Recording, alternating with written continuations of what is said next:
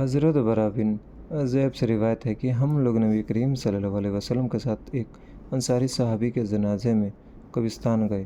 جب ہم قبر کے پاس پہنچے، جو کہ کبھی کھودی نہیں گئی تھی، نبی کریم صلی اللہ علیہ وسلم نے وہاں قبر کی تیاری کی انتظار میں تشریف فرمائے ہوئے، اور آپ کے ارد گرد ہم بھی اس طرح متوجہ ہو کر بیٹھ گئے گویا کہ ہمارے سر پر پرندے بیٹھے ہوں۔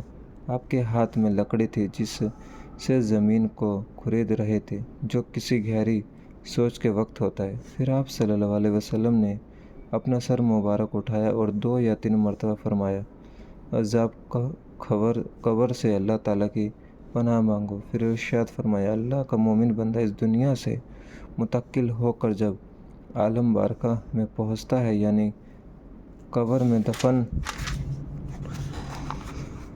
کر دیا جاتا ہے، تو اس کے پاس 2 فرشتے آتے ہیں۔ وہ اس کو بتاتے ہیں اور اس سے پوچھتے ہیں کہ تمہارا رب کون ہے؟ وہ کہتا ہے کہ میرا رب اللہ ہے۔ پھر پوچھتے ہیں تمہارا دین کیا ہے؟ وہ کہتا ہے میرا دین اسلام ہے۔ پھر پوچھتے ہیں کہ یہ آدمی جو تم میں نبی بن کر بھیجا گیا تھا، یعنی حضرت محمد صلی اللہ علیہ وسلم، ان کے بارے میں تمہارا کیا خیال ہے؟ وہ کہتے ہیں کہ وہ اللہ تعالیٰ کے رسول ہے۔ فرشتے کہتے ہیں کہ تمہیں یہ بات کس نے بتائی، یعنی تمہیں ان کے رسول ہونے کا علم کس ذریعے سے ہوا؟ وہ کہتا ہے میں نے اللہ تعالیٰ کی کتاب پڑھی، اس پر ایمان لایا اور اس کو سچا مانا۔ اس کے بعد رسول اللہ صلی اللہ علیہ وسلم نے ارشاد فرمایا، مومن بندہ فرشتوں کا مذکورہ بلا سوالات کا جوابات جب اس طرح ٹھیک ٹھیک دے دیتا ہے تو ایک منادی آسمان سے ندا دیتا ہے، یعنی اللہ تعالیٰ کی طرف سے آسمان سے اعلان کرایا جاتا ہے کہ میرے بندے نے سچ کہا، لہٰذا اس کے لیے جنت کا بستر بچھا دو، اسے جنت کا لباس پہنا دو اور اس کے لیے جنت میں ایک دروازہ کھول دو۔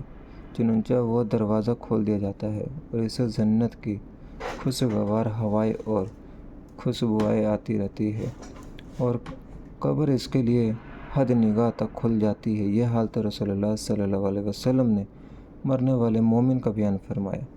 اس کے بعد آپ نے کافر کی موت کا ذکر کیا اور ارشاد فرمایا، مرنے کے بعد اس کی روح جسم میں لوٹائی جاتی ہے اور اس کے پاس بھی 2 فرشتے آتے ہیں۔ وہ اس کو بٹھاتے ہیں اور اس سے پوچھتے ہیں کہ تیرا رب کون ہے؟ وہ کہتا ہے ہائے افسوس، میں کچھ نہیں جانتا۔